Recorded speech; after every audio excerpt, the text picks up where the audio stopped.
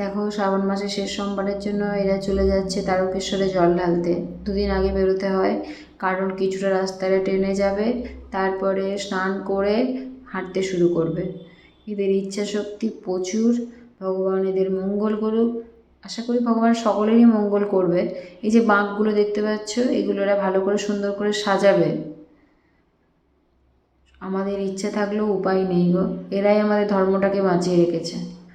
সত্যি এরা যে উদ্দেশ্যে যাচ্ছে সেটা যেন সফল হয়, আর ভগবান এদের মঙ্গল করুক, সকলের মঙ্গল করুক। হর হর মহাদেব, ভোলে বাবা।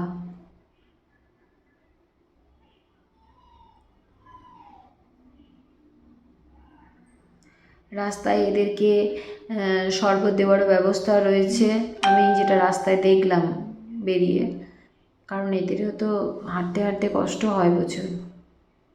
এই দেখো, আমি ঘষের তলায় জল ঢালতে চলে এসেছি। আজকে খুব সুন্দর করে সাজিয়েছে।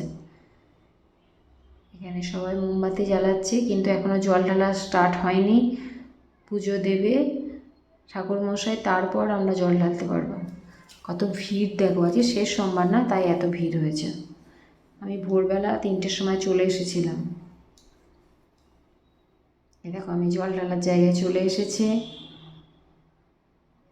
এরপর বাড়িতে চলে এলাম। বাড়িতে শিবটাকে একটু জল দিয়ে স্নান করিয়ে দিলাম, তারপরে মালা দিয়ে বেলপাতা দিয়ে ভালো করে সুন্দর করে পুজো করেও নিলাম।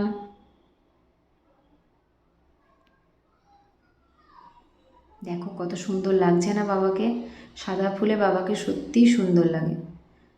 ভগবান সকলের মঙ্গল করুক, সবাই সুস্থ থেকো, ভালো থেকো, এই কামনাই করি। সকলের ভালো করুক। জয় বাবা মহাদেব।